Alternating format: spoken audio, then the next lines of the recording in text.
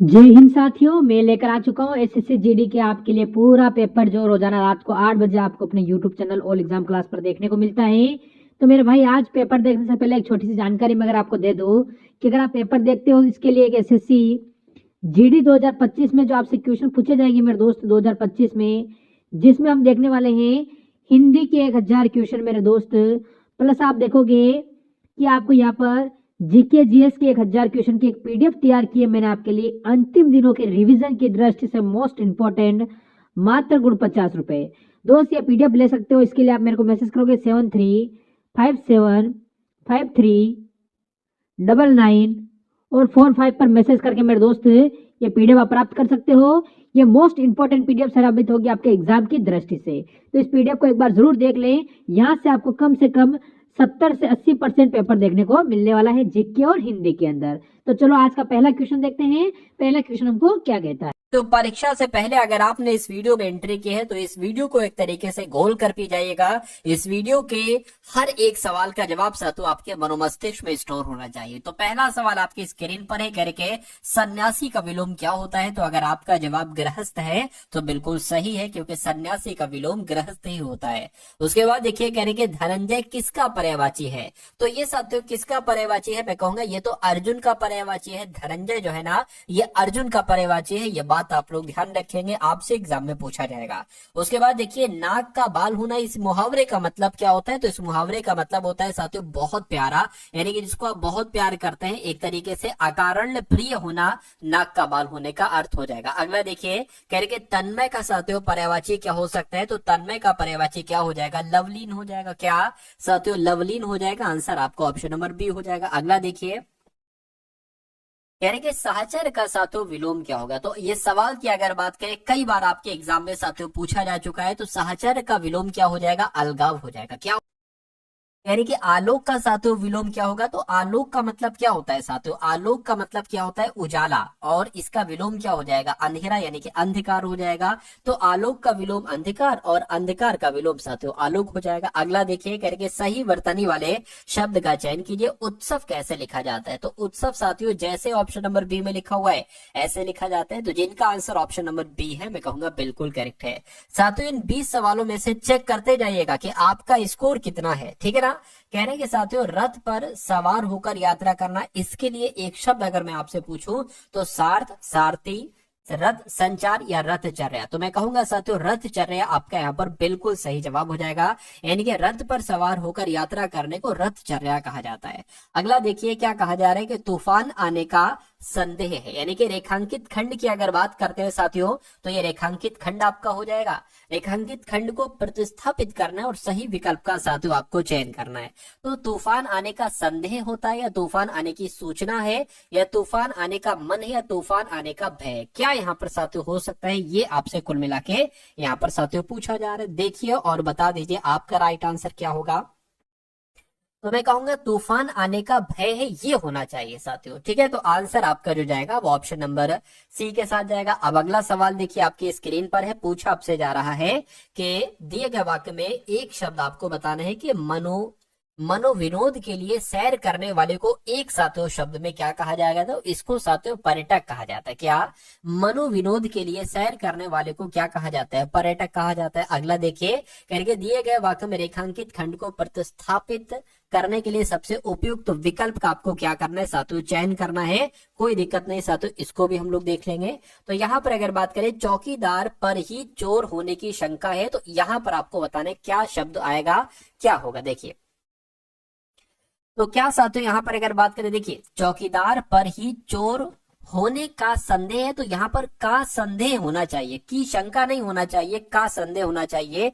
पूरा वाक्य आपका कैसे बनेगा कि चौकीदार पर ही चोर होने का संदेह है। तो आंसर आपका ऑप्शन नंबर ए हो जाएगा। अब अगला सवाल देखिए, कह रहे धर्म पत्नी अत्यधिक आज्ञाकारी होती है, ठीक है, या विनीत होती, या विनय होती, या साथियों सुशील होती है। तो सुशील नहीं आएगा, ठीक। यहाँ पर साथियों क्या आना चाहिए, यहाँ पर साथियों विनय आना चाहिए। क्या आना चाहिए साथियों, विनय आना चाहिए। राइट आंसर आपका ऑप्शन नंबर सी हो जाएगा। अगला देखिए, कह रहे स्वार्थ का जीवन बहुतेरे जीते हैं परम अर्थ का जीवन विरले ही जीते हैं। तो खाली जगह में आपको बताने साथियों कौन सा शब्द आ जाएगा, परमार्थ, परकीय, पारदर्शी या प्रतिकार। तो मैं कहूंगा स्वार्थ का जीवन बहुतेरे जीते हैं और परमार्थ का जीवन विरले ही जीते हैं। तो कुल मिला के राइट आंसर खाली जगह में ऑप्शन नंबर ए वाला शब्द आ जाएगा।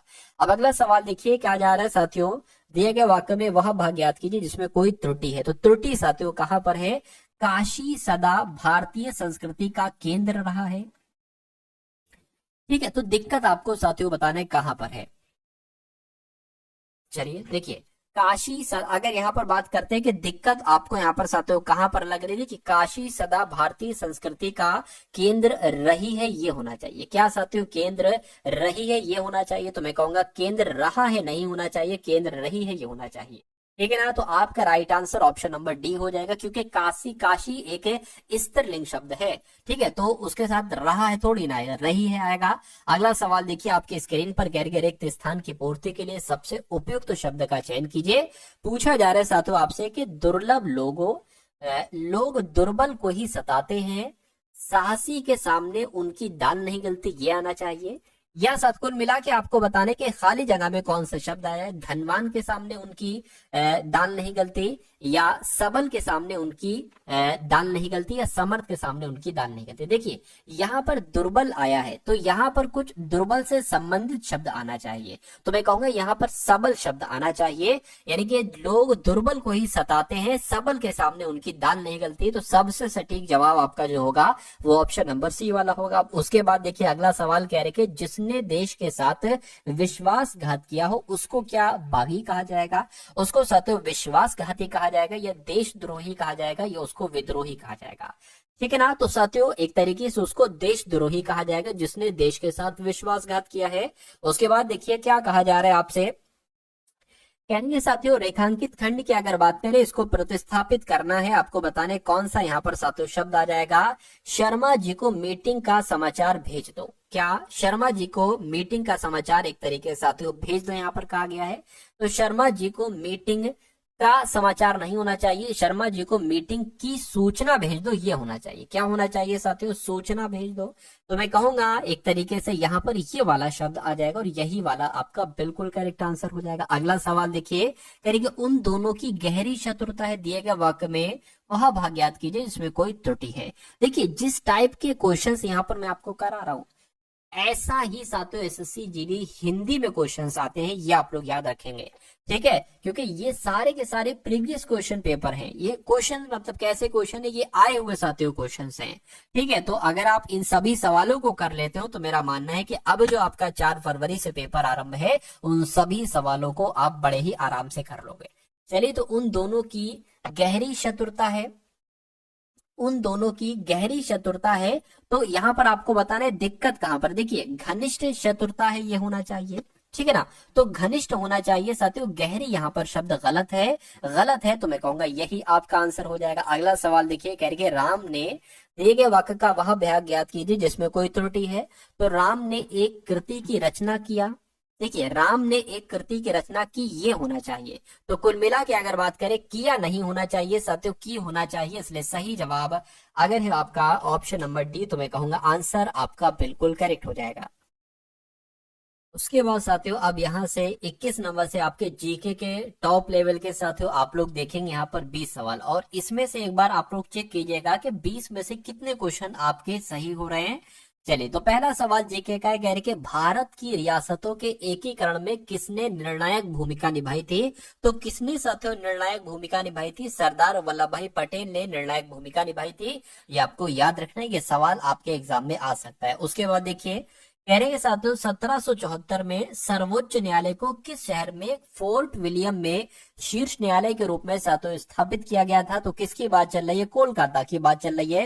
यानी कि 1774 में सर्वोच्च न्यायालय को कोलकाता शहर में फोर्ट विलियम में शीर्ष न्यायालय के रूप में स्थापित किया गया था। यह साथियों आप लोग याद रखेंगे। अगला सवाल आपकी स्क्रीन पर कहने के साथियों माई एक्सपेरिमेंट विद ट्रथ, ये एक पुस्तक है, और ये पुस्तक साथियों किसके द्वारा लिखी गई है, तो महात्मा गांधी जी के द्वारा ये पुस्तक लिखी गई है, ये भी आप लोग याद रखेंगे। उसके बाद देखिए एक पुस्तक है साथियों एग्जाम वॉरियर्स, तो एग्जाम वॉरियर्स पुस्तक किसके द्वारा लिखी गई है। अगर आपका जवाब नरेंद्र मोदी है तो मैं कहूंगा आपका जवाब बिल्कुल सही हो जाएगा। रैंकिंग शब्दावली में SLR शब्द की साथियों फुल फॉर्म क्या है, यानी कि SLR की फुल फॉर्म साथियों क्या है, स्टैट्यूटरी लिक्विडिटी रेशियो है, मैं कहूंगा बिल्कुल साथियों आप लोग ध्यान रखेंगे SLR की फुल फॉर्म क्या है, स्टैट्यूटरी लिक्विडिटी रेशियो है। राइट आंसर आपका ऑप्शन नंबर ए हो जाएगा। अगला सवाल देखिए क्या कहा जा रहा है, कह रहे कि जो शंकर अंतरराष्ट्रीय गुड़िया संग्रहालय ये कहां पर स्थित है, ये साथियों नई दिल्ली में स्थित है। आंसर आपका ऑप्शन नंबर ए हो जाएगा। अगला देखिए साथियों, यहाँ पर मैं आपको बता दूं अभी आप लोग यहाँ पर रीजनिंग के टॉप लेवल के क्वेश्चंस देखेंगे और मैथ के क्वेश्चंस देखेंगे, तो उन क्वेश्चंस को भी साथियों देख कर जाइएगा आप लोग। कह रहे कि शांति काल में सर्वोच्च वीरता पुरस्कार कौन सा है, तो साथियों कौन सा है, अशोक चक्र है। राइट आंसर आपका सी हो जाएगा। उसके बाद देखिए कह रहे कि युद्ध के दौरान वीरता के विशिष्ट कार्य प्रदर्शित करने के लिए दिया जाने वाला सर्वोच्च सैन्य सम्मान साथियों कौन सा है, तो मैं कहूंगा परमवीर चक्र है। परमवीर चक्र आपका बिल्कुल सही जवाब हो जाएगा।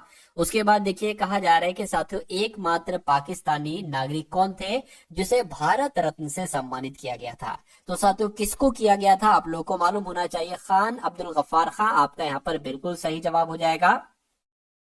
उसके बाद देखिए अगला सवाल कह के रामनाथ गोयनका पुरस्कार किस क्षेत्र में योगदान के लिए प्रदान किया जाता है, तो किसकी साथियों बात चल रही है, आप लोग पत्रकारिता याद रखेंगे। जो रामनाथ गोयनका पुरस्कार दिया जाता है ये साथियों पत्रकारिता के क्षेत्र में योगदान प्रदान करने के लिए दिया जाता है। अगला सवाल कहा जा रहा है भारतीय कवि गीतकार फिल्म निर्देशक संपूर्ण सिंह कालरा इनका नाम है, इनका उपनाम क्या है, तो इनको साथियों किस नाम से जाना जाता है, गुलजार नाम से भी इनको जाना जाता है। ये क्वेश्चन भी साथियों इंपॉर्टेंट है, आपसे पूछा जा सकता है। ऐसे भी पूछा जा सकता है कि गुलजार उपनाम से किन्हें जाना जाता है, तो संपूर्ण सिंह कालरा को जाना जाता है। अगला देखिए कह रहे कि किस व्यक्ति को भारतीय फिल्म उद्योग का जनक कहा जाता है, तो किसकी बात चल रही है साथियों, दादा साहेब फाल्के। अगर आपका जवाब है तो मैं कहूंगा आपका जवाब बिल्कुल सही हो जाएगा। भारतीय फिल्म उद्योग के जनक के रूप में दादा साहेब फाल्के को ही जाना जाता है। उसके बाद देखिए कहा जा रहा है अंतरराष्ट्रीय पर्वतीय दिवस किस तारीख को मनाया जाता है, तो किस तारीख को मनाया जाता है साथियों, 11 दिसंबर को अंतरराष्ट्रीय पर्वतीय दिवस मनाया जाता है। राइट आंसर आपका ऑप्शन नंबर ए हो जाएगा। उसके बाद देखिए कहने की विश्व जनसंख्या दिवस साथियों कब मनाया जाता है, तो आपको मालूम होना चाहिए 11 जुलाई को साथियों विश्व जनसंख्या दिवस मनाया जाता है। अभी आपने देखा अंतरराष्ट्रीय पर्वतीय दिवस कब मनाया जाता है, तो मैंने आपको बताया था साथियों 11 दिसंबर को। अभी मैंने आपको बताया विश्व जनसंख्या दिवस कब मनाया जाता है, तो 11 जुलाई को मनाया जाता है। उसके बाद देखिए अगला सवाल पूछा जा रहा है कि भारत रत्न प्राप्त करने वाले किस व्यक्ति का जन्मदिन इंजीनियर दिवस के रूप में साथियों मनाया जाता है, तो ये बहुत अच्छा क्वेश्चन है, तो आप लोग ध्यान रखेंगे। एम विश्वेश्वरैया की अगर बात करते हैं, भारत रत्न प्राप्त करने वाले जो विश्वेश्वरैया जी थे इनका जन्मदिन इंजीनियर दिवस के रूप में मनाया जाता है। राइट आंसर आपका ऑप्शन नंबर बी हो जाएगा। अगला सवाल देखिए यानी कि निम्नलिखित में से कौन विश्व विरासत स्थल नहीं है, तो इनमें से किस कौन कौन सा तो विश्व विरासत स्थलों की सूची में शामिल है, तो आगरा का किला शामिल है, बिल्कुल सही। अजंता की गुफाएं हैं, बिल्कुल है। भीमबेटका शैलाश्रय है, बिल्कुल साथियों, लेकिन आदमगढ़ शैलाश्रय नहीं है। अब नहीं है तो मैं कहूंगा विश्व विरासत स्थल में ऑप्शन नंबर डी वाला शामिल नहीं है, नहीं है तो यही आपका राइट आंसर। अगला सवाल आपकी स्क्रीन पर कह रहे दुनिया का सबसे ऊंचा युद्ध क्षेत्र कौन सा है, तो दुनिया का सबसे ऊंचा युद्ध क्षेत्र की अगर बात करें तो सियाचिन ग्लेशियर है। कौन सा है साथियों, सियाचिन ग्लेशियर है। उसके बाद देखिए कह रहे विश्व धरोहर स्थल रोबेन द्वीप की अगर बात करें तो निम्नलिखित में से किस विभूति से सम्मानित है, तो आप लोग ध्यान रखेंगे साथियों नेल्सन मंडेला आपका यहाँ पर बिल्कुल सही जवाब हो जाएगा। क्या, नेल्सन मंडेला आपका यहाँ पर बिल्कुल सही जवाब हो जाएगा। उसके बाद देखिए अगला सवाल है कह रहे कि न्यायमूर्ति राजेंद्र सच्चर समिति, क्या राजेंद्र सच्चर समिति की स्थापना भारत सरकार के द्वारा किस उद्देश्य के लिए की गई थी, तो ये क्यों की गई थी साथियों, भारत की विदेशी नीति की स्थिति की जांच करने के लिए नहीं, भारत में राष्ट्रीय उद्यानों की स्थिति का अध्ययन करने के लिए नहीं, मुस्लिम समुदायों की सामाजिक और आर्थिक स्थिति की जांच करने के लिए, बिल्कुल सही साथियों। जो भारत में न्यायमूर्ति राजेंद्र सच्चर समिति की स्थापना की गई थी ये मुस्लिम समुदायों की सामाजिक और आर्थिक स्थिति की जांच करने के लिए की गई थी। अगला सवाल कह रहे के बांधों को आधुनिक भारत का मंदिर कहा गया, तो किसके द्वारा कहा गया, पंडित जवाहरलाल नेहरू के द्वारा या मोहनदास करमचंद गांधी के द्वारा, सरदार वल्लभ भाई पटेल या कृष्णाचार्य के द्वारा किया गया। तो अच्छा क्वेश्चन है साथियों, इंपॉर्टेंट है, आप लोग ध्यान रखेंगे। बांधों को यानी कि डैम्स को, क्या डैम्स की अगर बात करें, डैम्स को आधुनिक भारत का मंदिर किसने कहा, तो पंडित जवाहरलाल नेहरू ने कहा। ये आपको याद रखना है। राइट आंसर आपका जो जाएगा वो ऑप्शन नंबर ए के साथ जाएगा। तो अब यहाँ से साथियों आपके सामने रीजनिंग के क्वेश्चन शुरू हो चुके हैं। रीजनिंग के क्वेश्चंस देखेंगे और उसके बाद साथियों मैथ के क्वेश्चंस को हम लोग देखेंगे। तो साथियों देखिए सवाल को और बताइए सवाल का सही जवाब क्या हो सकता है। कह रहे कि बेल्ट, टोपी, दस्ताना, इसके लिए एक सही आरेख कौन सा हो सकता है। देखिए कोई बेल्ट टोपी नहीं हो सकती, कोई टोपी बेल्ट नहीं हो सकती, कोई टोपी दस्ताना नहीं हो सकता, कोई दस्ताना टोपी नहीं हो सकता और कोई दस्ताना बेल्ट भी नहीं हो सकता। तो साथियों तीन बनेंगे, अलग अलग बनेंगे, यानी कि ये टोपी हो गई, ये बेल्ट हो गई और ये दस्ताना हो गया। तो ऐसा कहां पर बना हुआ है, ऐसा ऑप्शन नंबर बी में बना हुआ है। तो इस सवाल का सबसे सटीक जवाब जो होगा वो ऑप्शन नंबर बी के साथ जाएगा। अगला सवाल आपकी स्क्रीन पर, यानी कि दी गई शीट को मोड़कर एक घन बनाया गया है। ठीक है, इस प्रकार बने घन में उस संख्या का चयन कीजिए जो संख्या 5 दर्शाने वाले फलक के विपरीत फलक पर है। यानी कि साथियों यहाँ पर ये नंबर्स आपको साथियों क्लियरली दिख रहे हैं। मैं आपको बता देता हूँ साथियों, ये 2 है, ये 7 है, ये 5 है, ये 4 है, ये 9 है और ये 6 है। आपसे पूछा जा रहा है ये जो 5 है ना, इसके विपरीत फलक पर कौन सा होगा। तो यहाँ पर एक कॉन्सेप्ट साथियों आप लोग ध्यान रखें, मैं आपको बता देता हूं। अगर आपसे 2 का विपरीत पूछा जाता तो आप 4 बताते, अगर 5 का विपरीत पूछा जाता तो 9 बताते, यानी कि 5 का विपरीत 9, या 9 का पूछा जाता तो 5 बताते।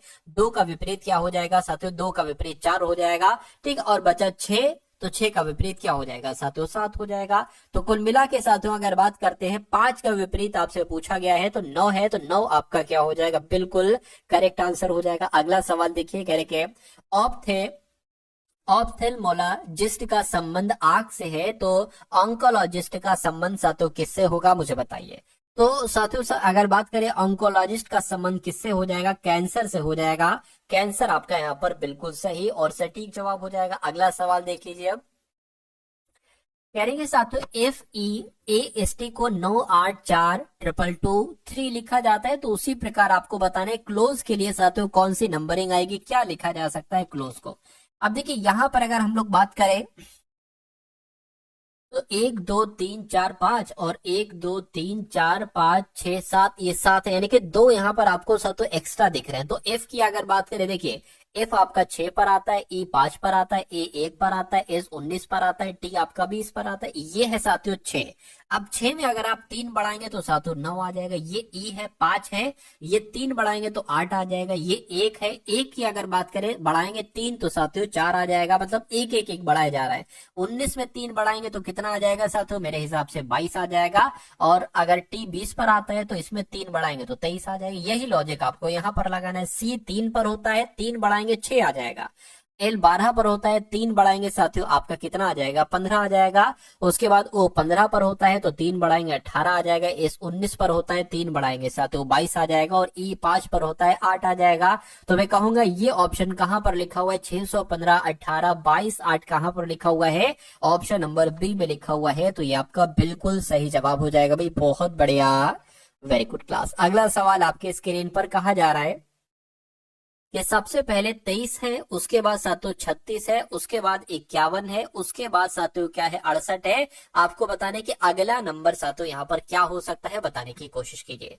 देखिए यहाँ पर अगर हम लोग बात करें कि 23 से 36 कैसे हुआ है, अगर साथियों 23 में आप 13 जोड़ देते हो तो कितना, 36 बन जाएगा। अगर 36 में कितना जोड़ दो, 51 बन जाएगा। मैं कहूंगा 15 जोड़ दो, 51 बन जाएगा। 51 में कितना जोड़ दो, 68 बन जाएगा। मैं कहूंगा 17 जोड़ दो, 68 बन जाएगा। अब इसमें कितना जोड़ना पड़ेगा कि ये नंबर आपको प्राप्त हो जाए। देखिए 13 14, उसके बाद नहीं 15, 16 नहीं 17, 18 नहीं 19 आ जाएगा यहाँ पर। यानी कि 68 और 19 आपको जोड़ना है, तो 8 और 9 कितना हो जाएगा, 17, और साथियों 7 और 8 यानी कि 87 यहाँ पर आ जाएगा। तो 87 साथियों ऑप्शन नंबर ए में है, इसलिए आपका सही जवाब जो जाएगा वो ऑप्शन नंबर ए के साथ ही जाएगा। और जिनका भी आंसर ऑप्शन नंबर ए है तो बिल्कुल करेक्ट है। साथियों इन सभी सवालों को आप बहुत तेजी के साथ करने की कोशिश कीजिए, क्योंकि एग्जाम में आपके पास बहुत कम समय होगा, इसलिए जितनी ज्यादा से ज्यादा प्रैक्टिस करेंगे ना उतनी ज्यादा से ज्यादा आपकी स्पीड तेज हो जाएगी। अगर मान लीजिए अभी आपका एक सवाल साथियों 60 सेकंड में हो रहा है, जब ज्यादा से ज्यादा प्रैक्टिस करोगे ना तो यही 60 सेकंड से साथियों 40 सेकंड में भी आप सवाल को कर सकते हो। और कुछ देखिए सवाल अपने, कुछ सवाल ऐसे भी होते हैं जो 30 सेकंड में हो जाते हैं, कुछ सवाल ऐसे भी होते हैं जिनको करने के लिए साथियों 90 सेकंड तक लगते हैं। ठीक है ना, कुछ 120 सेकंड तक लगते हैं, यानी कि 2 मिनट तक लगते हैं। और कुछ सवाल आपके 30 30 40 40 45 45 सेकंड में हो जाते हैं। ठीक है, चलिए तो अब यहाँ पर अगर बात करें, कह रहे कि DMGU है, उसके बाद AJDO है, उसके बाद XGAI आ गया। आपको बताने कि उसके बाद यहाँ पर 3 कौन से लेटर आएंगे और उसके बाद RAUA ही आना चाहिए। चलिए, तो अब यहाँ पर अगर बात करें, देखिए ये D है, D से A बना है, मैं कहूंगा D में जब 3 माइनस किया जाएगा तो A बनेगा। अब A में कितना माइनस किया जाए साथियों, तो X बनेगा। मैं कहूंगा अगर हम 3 इसमें भी माइनस कर देते हैं तो X बन जाए। कैसे? A से पहले Z, Z से पहले Y, Y से पहले W और से पहले X। तो यहाँ पर भी हमें 3 माइनस करना पड़ेगा। 24 पर आता है ये X, 3 माइनस करेंगे 21 आ जाएगा, और 21 पर क्या होता है साथियों, U होता है। तो एक तो U यहाँ पर है, एक यहाँ पर है। अब M से J हुआ है, M 13 पर होता है, J 10 पर होता है, यहाँ पर भी 3 घटाया गया है। J 10 पर होता है, G 7 पर होता है, यहाँ पर भी 3 घटाएंगे, तो G 7 पर होता है, 3 घटाएंगे तो 4 आ जाएगा। यानी कि 4 की अगर बात करते हैं तो D होता है। तो UD कहां पर लिखा हुआ है? UD सिर्फ और सिर्फ ऑप्शन नंबर है C में लिखा हुआ है। क्या बाकी में भी 3 घटाए जा रहे हैं? देख लीजिए साथियों, 3 ही घटाया जा रहा होगा। तो कुल मिला के आपका राइट आंसर, देखिए अब हम नहीं, हमें UD मिल गया ना, तो हमें अब अगला ये चेक करने की जरूरत क्या? अगर आप यहाँ प्रैक्टिस कर रहे हो तो कोई दिक्कत नहीं, पूरा चेक करो, लेकिन एग्जाम में ये गलती ना कीजिएगा। आपको अगर आंसर मिल गया है तो आपको टिक लगाना और आगे बढ़ना है, कोई दिक्कत नहीं है। ठीक है, अगला सवाल देखिए आपकी स्क्रीन पर। अच्छा सवाल आपकी स्क्रीन पर आ चुका है। चलिए, तो कहने के 7 मित्र है ABCDEFG, एक पंक्ति में उत्तर की ओर मुंह करके बैठे। तो एक पंक्ति हो गई, 7 लोग हैं, तो 1 2 3 4 5 और एक 6 और एक साथियों 7 हो गए। 1 2 3 4 5 6 7 हो गए। B पंक्ति के मध्य में नहीं बैठे, यानी कि B यहाँ पर नहीं बैठा है। ठीक है, A B के दाईं ओर दूसरे स्थान पर बैठा है और D F के बाईं ओर दूसरे स्थान पर बैठा है। अब देखिए हमें पता, हमें इस तरीके के सवालों को करने के लिए कॉमन वाली टेक्निक अपनाना होगी। ये टेक्निक की अगर बात करें, कैसे ये टेक्निक होती, अगर आप इस लाइन को सबसे पहले यहाँ पर लिखना चाहते हो तो देखो यहाँ पर A है और B है, क्या A B कहीं और आपको मिल रहा है? देखिए जरा, यहाँ पर मिल रहा है नहीं, यहाँ पर, क्योंकि हमें आसानी हो जाएगी साथियों। यहाँ पर मिल रहा है नहीं, यहाँ पर साथियों मिल रहा है A B हमें। ठीक है, तो अभी सबसे पहले ये वाली लाइन सॉल्व करोगे, ये वाली, और उसके बाद जस्ट ये वाली लाइन सॉल्व करोगे। ये नहीं देखोगे, कैसे करोगे मैं आपको बता रहा हूं। देखिए, यानी कि B के दाईं ओर दूसरे स्थान पर A है। तो अगर मान लेते साथियों B आपका यहाँ पर है, कहीं पर भी B को मान लो, कोई दिक्कत नहीं। B के दाईं ओर दूसरे स्थान पर यानी कि 1 और 2, तो दूसरे स्थान यानी कि यहाँ पर साथियों A हो जाएगा। अब इसको देखो, यानी कि B और A के बीच में E बैठा है, यानी कि B और A के बीच में E बैठा है। हो गए ना, 7 मित्र में से 3 लोग आपने बैठा दिए, BEA हो गया।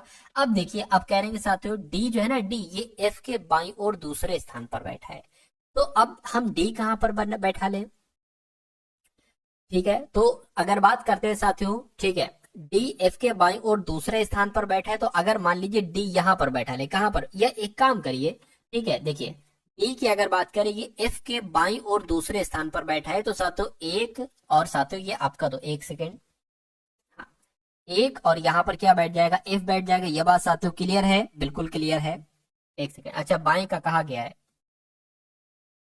F के बाईं ओर। तो F की अगर बात करें, F यहां पर आएगा भाई साहब। F के बाईं ओर दूसरे स्थान पर D बैठा है, ये हो गया करके। F के बाईं ओर ठीक बगल में कौन बैठा है? G बैठा है, तो G सा तो यहां पर बैठ जाएगा, यानी कि D, ठीक है, G F ये हो गया। ठीक है, उसके बाद कह रहे हैं कि साथियों G के दाईं ओर दूसरे स्थान पर C बैठा है। G कहां पर? यहां पर, यानी कि एक खाली जगह यहां पर छूटेगा और C यहां पर आएगा। तो मैं कहूंगा ये अगर बात करें, थोड़ा सा अगर ये इधर कर दें, क्या कहने का मतलब समझिए, BEA। और यहां पर एक चीज ये भी कही गई थी ऊपर को कि B पंक्ति के मध्य में नहीं बैठेगा।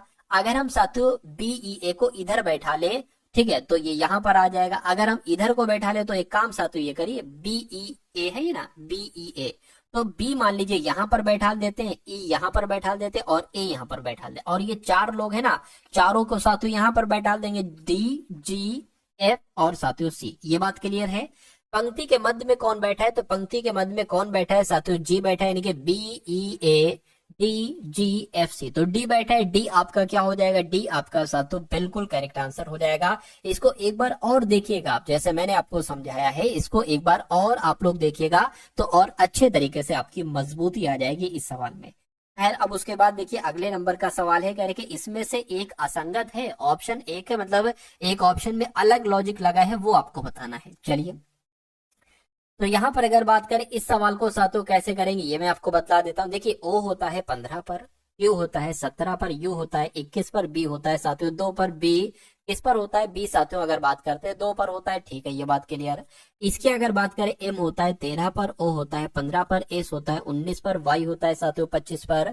इसकी अगर बात करें बी 2 पर, डी 4 पर, एच 8 पर, एन साथियों 14 पर होगा। जेड की अगर बात करें 26 पर, बी 2 पर, एफ साथियों 6 पर, एल आपका 12 पर। अब आपको देखना है सबसे अलग यहाँ पर साथियों कौन सा आपको नजर आ रहा है, इतनी सी बात देखना। देखिए यहाँ पर साथियों 26 से 2 हो गया, यानी कि Z से B हो गया, तो मैं कहूंगा कहीं ना कहीं 2 बढ़ाया गया है, A और B 2 बढ़ाया गया है। यहाँ पर अगर बात करते हैं साथियों 4 बढ़ाया गया, यानी कि पहले 2 बढ़ाया गया, फिर 4 बढ़ाया गया और फिर 6 बढ़ाया गया, यहाँ पर 6 बढ़ाया गया। यहाँ पर अगर बात करें 2 बढ़ाया गया, यहाँ पर 4 बढ़ाया गया, ठीक है। यहाँ पर साथियों कितना 6 बढ़ाया गया, ठीक है, यानी कि जो यहाँ पर लॉजिक है वही लॉजिक यहाँ पर है। अब इसको देखिए साथियों 2 बढ़ाया गया, ठीक है, यहाँ पर 4 बढ़ाया गया, ठीक है, यहाँ पर 6 बढ़ा देंगे, बिल्कुल साथियों जो यहाँ पर लॉजिक वो यहाँ पर लॉजिक वही लॉजिक यहाँ पर। इसमें क्या अलग है सर, देखिए इसमें 2 बढ़ाया गया, ठीक है, 17 से 21 हुआ है साथियों, 4 बढ़ाया गया है, बिल्कुल सही, बहुत बढ़िया।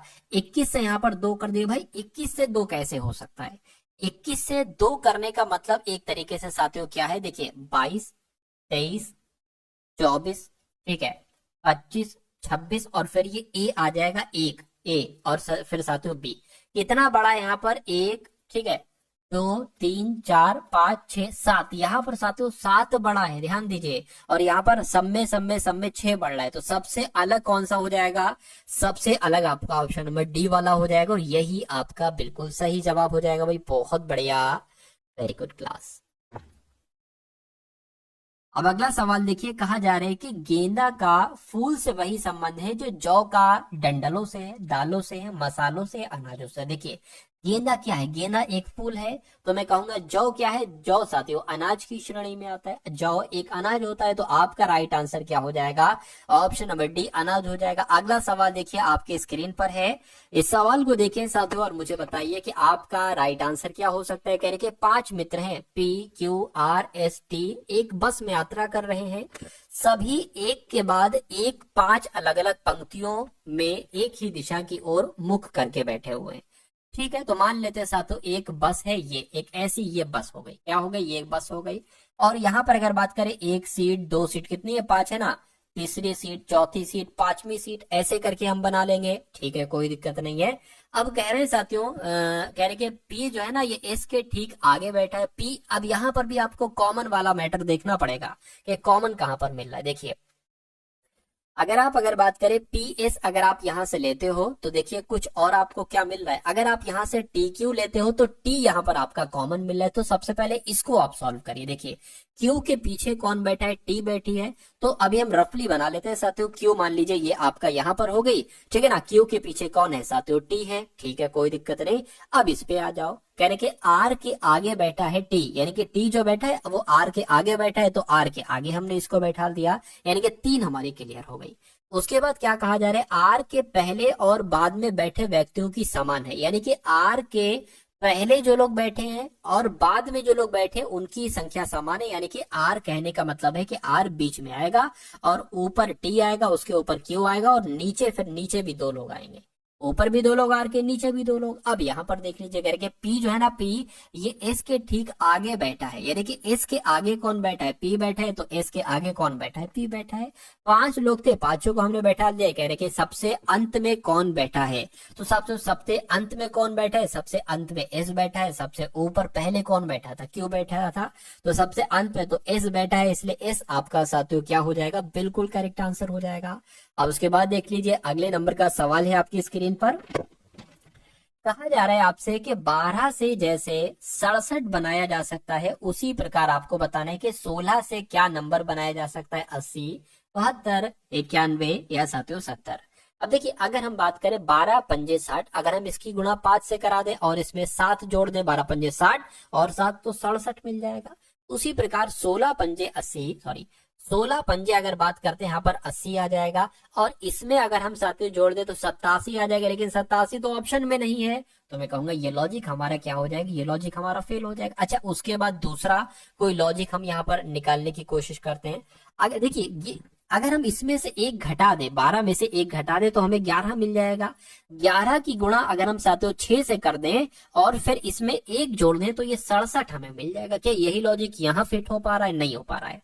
अगर हम इसमें से एक घटा दें तो हमें 15 मिल जाएगा। 15 की गुणा साथियों अगर हम 6 से कर दें, 15 पंजे 75, 15 छक्का 90, ठीक है ना, और फिर हम इसमें एक जोड़ दें तो हमें 91 मिलना चाहिए। क्या 91 ऑप्शन में? अगर 91 ऑप्शन में है तो ये लॉजिक हमारा बिल्कुल सही है। और मैं देख पा रहा हूं कि यहाँ पर 91 है, तो यानी कि जो हमने लॉजिक लगाया है दूसरे नंबर का, वो लॉजिक हमारा बिल्कुल करेक्ट हो जाएगा भाई। बहुत बढ़िया, वेरी गुड क्लास। साथियों एसएससी जीडी एग्जाम अगर आप वाकई में क्रैक करना चाहते हैं तो ये जो डेली आपकी साथियों क्लास होती है, जिस डेली क्लास में हिंदी के 20 सवाल, जीएस के 20 सवाल, कुछ क्वेश्चन साथियों करंट अफेयर के भी, रीजनिंग भी होती है, मैथ भी होती है, यानी कि कोई ऐसा टॉपिक साथियों में नहीं छोड़ता जो इन क्लासेस में साथियों में कवर अप ना कराऊं।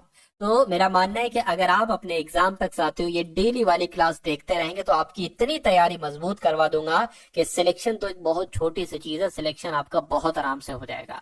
ठीक है, चलिए तो अब अगला सवाल देखिए। नंबर सीरीज का सवाल है, कह रहे हैं साथियों 32 है पहले, उसके बाद 33 है, उसके बाद 37 आ गया और उसके बाद 46 आ गया। तो आपको बताना है कि यहाँ पर कौन सा नंबर आएगा और उसके बाद 87 ही आना चाहिए। चलिए अब यहाँ पर अगर साथियों हम लोग बात करें, थोड़ा सा अगर आप ध्यान देंगे, देखिए 32 से 33 हुआ है, एक बड़ा है। 33 से 37 हुआ है, कितना बड़ा है साथियों? 4 बड़ा है। 37 से 46 हो गया यानी कि 9 बढ़ा दिया गया।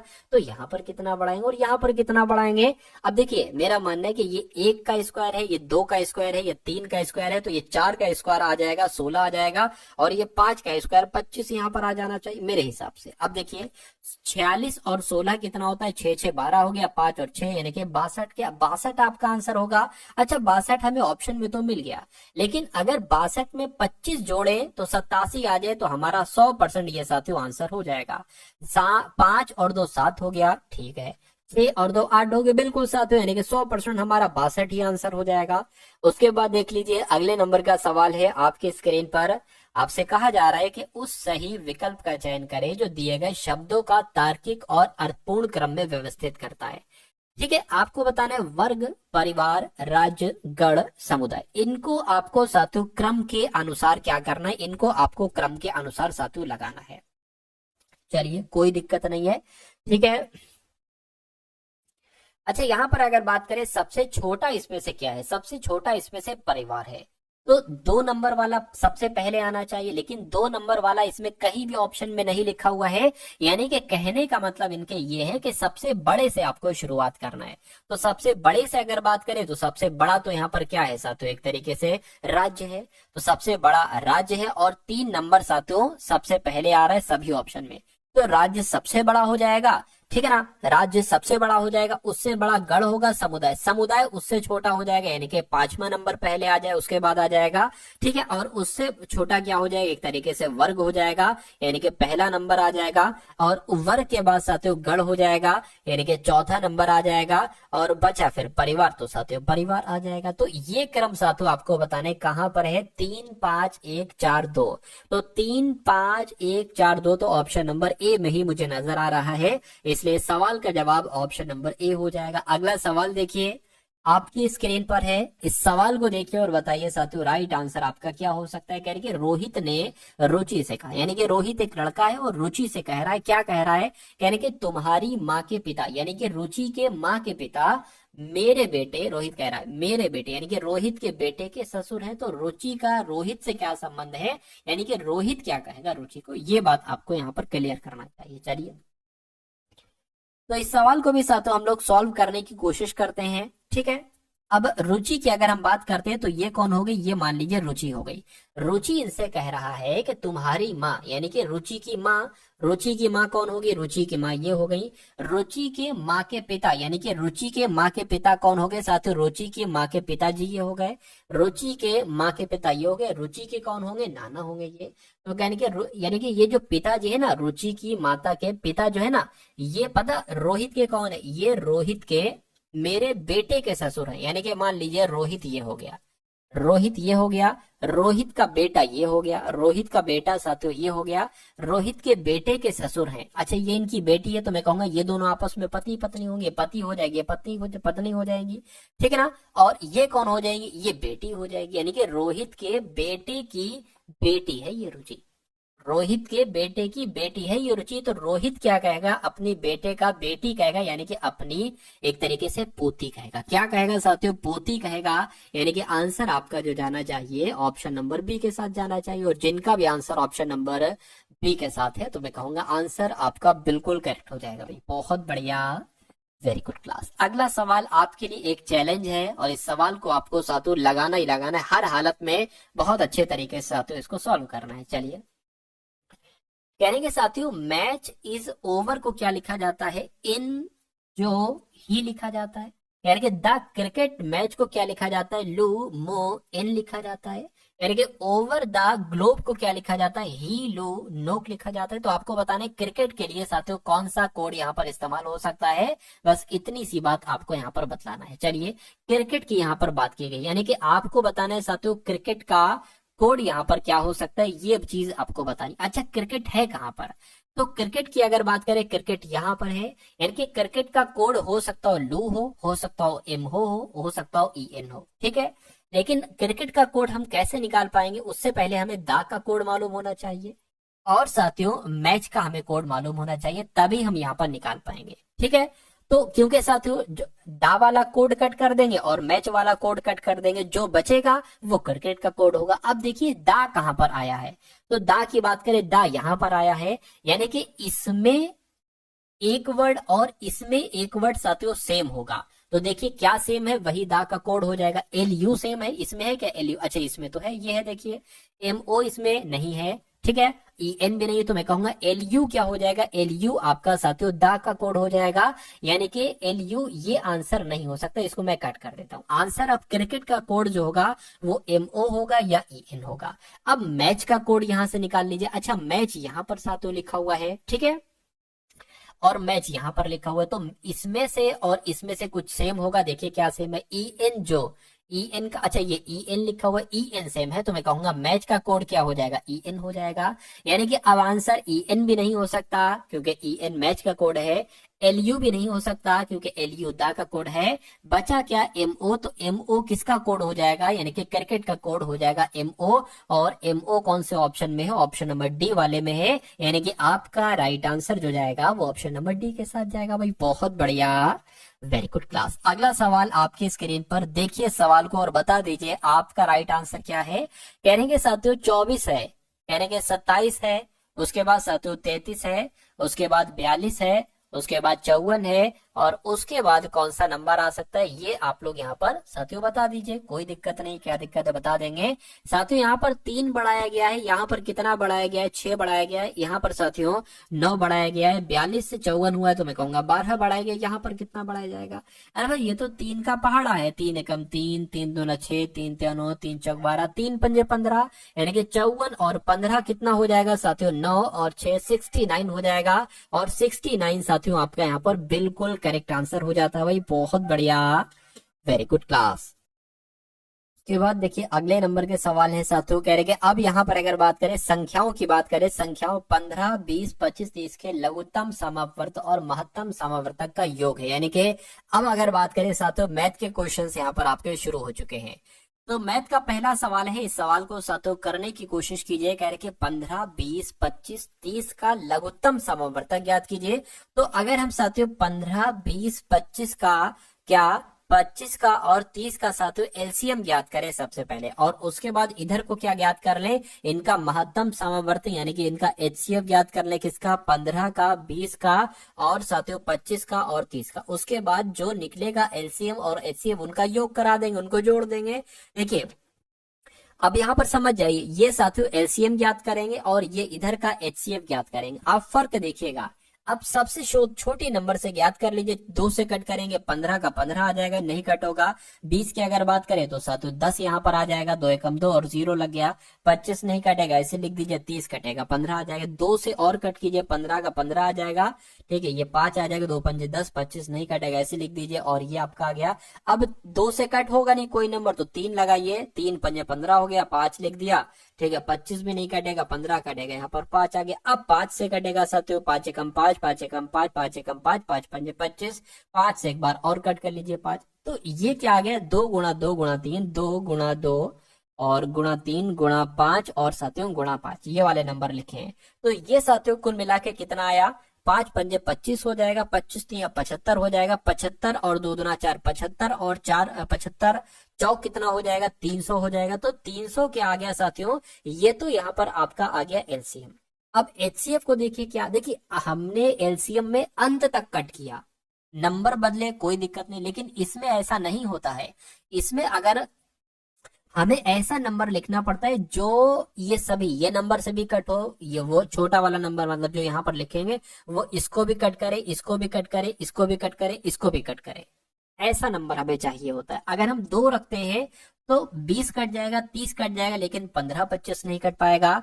अगर हम 3 रखते हैं तो 15 कट जाएगा, 20 नहीं कट पाएगा। अगर हम 5 रखते हैं तो मेरे हिसाब से सब कट जाएंगे, 5 3 15, 5 चौक 20, 5 पंजे 25, 5 छंग 30। अब उसके बाद क्या करें, देखिए 2 ले तो 3 नहीं कट पाएगा। अब ठीक है, अब हमें क्या कर सकते हैं साथियों, नहीं कोई नंबर मिल रहा है, यानी कि हमें मजबूरन साथियों 3 को कट करने के लिए 3 लिखना पड़ेगा, 4 को कट करने के लिए 2 लिखना पड़ेगा, 5 को कट करने के लिए 5।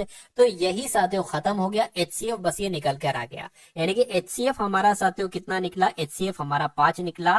तो मैं कहूंगा 300 और प्लस 5 को जोड़ दोगे तो कितना आ जाएगा, 305 आ जाएगा, यानी कि योग कितना निकलेगा, 305 निकलेगा। और आंसर हमारा जो होगा वो ऑप्शन नंबर बी हो जाएगा। और जिनका भी आंसर यहाँ पर ऑप्शन नंबर बी था बिल्कुल करेक्ट था। अगला सवाल देखिए, अगला सवाल देखिए साथियों, और इस सवाल का आंसर बताइए, ठीक है। कहने कि एक विलयन ए में अम्ल है और जल है, इनका अनुपात 1:5 है। अम्ल, ठीक है, 1:5, ये 5 यहाँ पर डबल कैसे आ गया, कोई दिक्कत नहीं, इसको हटा दीजिए। और विलियन बी है, इसमें अम्ल और जल का अनुपात 2:7 है। यदि दोनों विलियनों को समान मात्रा में मिश्रित किया जाता है तो इस प्रकार बने नए विलियन में अम्ल और जल का अनुपात क्या होगा। देखिए कभी भी अगर साथियों सवाल ये आपके सामने आ जाए तो आप क्या करेंगे, मैं आपको तरीका बता देता हूँ। ये विलियन ए है और विलियन ए की अगर हम बात करते हैं, ये साथियों क्या हो जाएगा, ये अम्ल हो जाएगा, ठीक है। और अगर बात करें साथियों ये जल हो जाएगा। तो विलियन ए में अम्ल और जल का अनुपात कितना है साथियों, 1:5 है, ठीक है, कोई दिक्कत नहीं। अब विलियन बी की अगर हम यहीं पर बात करें, विलियन बी की यहीं पर बात करें, क्या क्या है विलियन बी में, तो यहाँ पर भी साथियों अम्ल है और क्या है, और साथियों जल है। तो विलियन बी में कितना है, 2:7 है, यानी कि 2 अम्ल है तो जल कितना होगा साथियों, 7 है। अब हमें पता करना क्या है साथियों, हमें करना है नए विलियन में अम्ल और जल का अनुपात। अब ये नया है, नया वाला अम्ल और जल का अनुपात नए विलियन में साथियों कितना हो जाएगा, ध्यान से देखिए। सबसे पहले हम इसको देखेंगे, तो ये 1:5 लिखा हुआ है ना, हम ये लेंगे एक लिखेंगे और नीचे पता क्या लिख देंगे, नीचे इन दोनों का योग लिख देंगे, यानी कि ये आ गया 6, प्लस लगा दिया, कोई दिक्कत नहीं है। अब हम इसको लिखेंगे, यहाँ पर क्या लिखेंगे साथियों, 2 और नीचे के 2 लिख लिया और नीचे इन दोनों का योग लिख लेंगे, यानी कि 9 हो जाएगा, ठीक। ये हो गया आपका, ये निकल कर आ जाएगा अम्ल। अब जल की हम बात करते हैं, जल की अगर बात करें तो साथियों ये 5 वाला जल है, हम ऊपर लिखेंगे 5 और नीचे क्या लिखेंगे, इन दोनों का योग यानी कि 6 लिखेंगे। और ये अनुपात चल रहा है बीच में, ध्यान रखिएगा। प्लस जल की बात करें तो इसमें अब जल लेंगे, अम्ल की बात की थी तो हमने इसमें सिर्फ अम्ल की बात की थी, अम्ल और योग, अम्ल और योग। जल की बात कर रहे हैं तो जल वाला लेंगे और दोनों का योग लेंगे, ठीक है, जल वाला लेंगे यानी कि 7 और दोनों का योग लेंगे यानी कि 7/9 आ जाएगा। तो अब इसको आपको साथियों क्या करना है, कैलकुलेट करना है, कोई दिक्कत ही नहीं है। चलिए तो साथियों यहाँ पर अगर बात करें 1/6 प्लस 2/9 5/6 प्लस 7/9, इसको कैलकुलेट करिए। 9 एकम 9 आपका हो गया, ठीक है, 6 दूना आपका 12 हो गया, बटे कितना हो गया, 9 पंजे 45, 9 छंग आपका 54 हो गया, ठीक है। उसके बाद इसको अगर बात करें 9 पंजे आपका 45 हो गया, ठीक है, 6 छंग 36, 6 से आपका 42 आ गया, नीचे क्या आ गया, 9 पंजे 45, 9 छंग आपका 54 आ गया, ठीक है ना, कोई दिक्कत नहीं है। अगर हम इसको जोड़े साथियों कितना आ जाएगा, ये आपका 21 आ जाएगा, बटे 54 आ गया, ये अनुपात, और ये कितना आ जाएगा 5 और 2 यहाँ पर 7 आ गया, 4 4 8 आ जाएगा, यानी कि ये भी 54 आ गया। तो मैं कह सकता हूँ इस 54 से ये 54 कैंसिल हो जाएगा। तो यहाँ पर अगर बात करें साथियों, अम्ल और जल का अनुपात क्या आ जाएगा, अम्ल और जल का अनुपात आ जाएगा 21-87 आ जाएगा। कितना साथियों 21 और ये 87 आ गया। क्या ये और कट सकता है? अगर और कट सकता है तो एक बार कट करके देखिए। देखिए तो अगर 3 से कट करेंगे 3 सत्ते 21 हो जाएगा, इसको 3 से कट करेंगे 3 दूना 6 और 2 जाएगा 3 निम 27 हो जाएगा, यानी कि 7:29 क्या आ जाएगा। ये साथियों आपका आंसर आ जाएगा 7:29 जो है ये अम्ल और जल का अनुपात आ जाएगा। यही आपका राइट आंसर हो जाएगा। आंसर जिनका ए है, मैं कहूंगा आंसर आपका बिल्कुल करेक्ट है। अगला सवाल देखिए, अगला सवाल देखिए साथियों और बताइए राइट आंसर क्या है कि 5 सबसे छोटी अभाज्य संख्याओं का औसत क्या होगा। तो अभाज्य संख्याएं क्या, अगर देखिए 5 सबसे छोटी अभाज्य संख्या, पहली सबसे छोटी अभाज्य संख्या 2 है, दूसरी अभाज्य संख्या 3 है, उसके बाद साथियों 5 है, उसके बाद 7 है, उसके बाद 11 है। क्योंकि औसत पूछा गया है तो सबको हमें जोड़ना पड़ेगा। टोटल कितनी संख्या है, 5 संख्या, और इसको हमें 5 से भाग देना पड़ेगा। तो इसको जोड़िए जरा, कितना आ जाएगा साथियों, ये आपका 5 आ गया, 5 5 10 आ गया, 10 ये 17 हो गया, 17 और आपका 18 28/25 आ गया। इसको कट करेंगे साथियों, 5 5 25 हो जाएगा, पॉइंट लगाएंगे, इसमें से जो 3 बचा है ना उसमें 0 लग जाएगा, 5 छंग आपका साथियों 30 हो जाएगा, यानी 5.6 आपका यहाँ पर बिल्कुल सही जवाब हो जाएगा। और ऐसा कहां पर लिखा हुआ है, ऐसा साथियों ऑप्शन नंबर बी में लिखा हुआ है। भाई बहुत बढ़िया, वेरी गुड क्लास। चलिए साथियों अब उसके बाद देख लीजिए, कह रहे हैं कि एक वस्तु का अंकित मूल्य कितना बताया गया है साथियों, 750 बताए। एक वस्तु का अंकित मूल्य कितना बताया गया है, 750 बताया गया, ठीक है। उसके बाद लिखा हुआ है कि यदि इसे 16% की छूट पर बेचा जाता है तो इसका विक्रय मूल्य इसके क्रय मूल्य के 3/2 हो जाता है। ठीक है, वस्तु का क्रय मूल्य साथियों क्या, देखिए इस सवाल की अगर बात करें, ये सवाल बहुत अच्छा और बहुत प्यारा सवाल मुझे लग रहा है। यानी कि वस्तु का अंकित मूल्य कितना बताया गया है साथियों, 750 बताया गया है, और इस पर 16% की छूट दी गई है। तो मैं कहूंगा 16% की 750 अंकित मूल्य लिखा है, 16% की छूट दी गई है, यानी कि इसको साथियों 84% में बेचा गया है। अगर किसी वस्तु को 10% पर छूट पर बेचा जाता है तो उसको 90% में बेचा जाता है।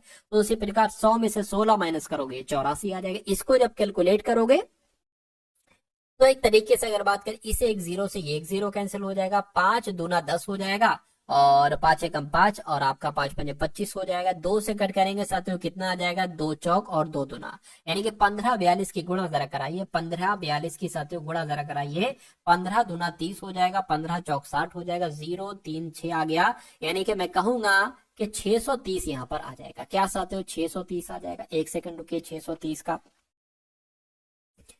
630 में आपको साथियों समझा देता हूं। देखिए कितना निकल कर आया, 630 निकल कर आया, और कितना कहा गया था साथियों, 750 अंकित मूल्य था। इस पर जब हमने 16% की छूट दी, यानी कि इसको 84% में बेचा, तो कितना आ गया, 630 रुपए आ गया। यानी कि ये एक 630 क्या आ गया, ये साथियों एक तरीके से विक्रय मूल्य ही तो आया है। क्या आया है, ये विक्रय मूल्य ही तो आया है। यानी कि 750 तो अंकित मूल्य था, इतनी छूट दी जाती है तो वो 650 रुपए में वस्तु हम बेचते हैं, जो कि उसका विक्रय मूल्य कहलाएगा। अच्छा यहाँ पर क्या कहा गया, तो इसका विक्रय मूल्य इसके क्रय मूल्य के 3/2 है। कभी भी अगर ऐसी चीज लिखी हो ना, क्या लिखा हो कि इसका विक्रय मूल्य, क्या लिखा हो कि इसका विक्रय मूल्य जो है ना, विक्रय मूल्य जो है ना, ये क्रय मूल्य के 3/2 के बराबर है। तो क्रय मूल्य यहाँ पर होगा, बराबर लिखा है तो क्रय मूल्य साथियों यहाँ पर आ जाएगा। ठीक है, यानी कि अब हमें साथियों क्रय मूल्य का और विक्रय मूल्य का अनुपात पता चल गया कि अगर क्रय मूल्य विक्रय मूल्य 3 है तो क्रय मूल्य 2 होगा। और यहाँ पर हम विक्रय मूल्य निकाल चुके हैं, यानी कि 3 की जगह पर क्या आ जाएगा, 630 आ जाएगा। कह सकते हैं कि 3x की वैल्यू 630 है तो 2x की वैल्यू क्या होगी, 2x क्या है, ये क्रय मूल्य है और क्रय मूल्य ही आपसे पूछा जा रहा है। तो साथियों अगर 3x की वैल्यू यहाँ पर 630 बताई गई है तो x की वैल्यू क्या बताई गई है, 3 से कट कीजिए इसको, 3 दूना 6, 3 एकम 3, इतना आ गया।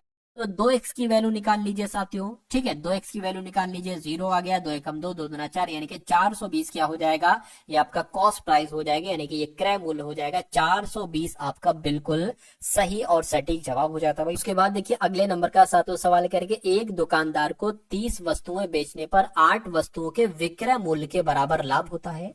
तो उसका प्रतिशत लाभ साथियों यहाँ पर आपको क्या करना है, बताना है। ठीक है, इसको देखिए, कभी भी अगर इस स्ट्रक्चर में सवाल आता है, बस नंबरिंग वगैरह चेंज होंगी और कोई दिक्कत नहीं होगी, और लाभ आपसे पूछा जाएगा। ठीक है, एक दुकानदार 30 वस्तुएं अगर बेचता है तो उसको 8 वस्तुओं के विक्रय मूल्य के बराबर लाभ होता है, यानी कि 8 वस्तुओं के बराबर लाभ होता है। तो यहाँ पर लाभ कितना निकला, 8 निकला। इसको लाभ ही, तो लाभ को आपको प्रतिशत में बदलना है, तो गुणा 100 से करेंगे। और नीचे क्या एक तरीके से आ जाएगा, अगर कभी भी ऐसा लिखा हो कि एक दुकानदार इतनी वस्तुएं बेचने पर इतनी वस्तुएं विक्रय मूल्य के बराबर लाभ होता है, अगर यहाँ पर विक्रय मूल्य लिखा हो तो यहाँ पर एक तरीके से बात करें, इनका और इनका डिफरेंस आता है, यानी कि 30 - 8 आता है। तो यानी कि ऊपर 800 हो गया, नीचे क्या हो गया, 22 हो गया। इसको कैलकुलेट करा लीजिए। इसको कैलकुलेट कराएंगे साथियों, कैसे करेंगे, 2 से कट करेंगे, 2 एकम 2, 2 एकम 2, और यहाँ पर साथियों 400 आ जाएगा। और अगर कट करेंगे साथियों, ठीक है, 11 एकम 11 तिया कितना हो जाएगा, 33 हो जाएगा। 11 तिया 33 हो गया, बचा 7, ये 70 हो गया। 11 छंग आपका कितना हो गया, 66 हो गया, बचा 4, ये आ गया। तो मैं कहूंगा लाभ कितना हो जाएगा, 36 सही 4/11 हो जाएगा। 36 सही 4/11% लाभ कहां पर लिखा हुआ है, ऑप्शन नंबर सी में लिखा हुआ है। तो ये आपका बिल्कुल करेक्ट आंसर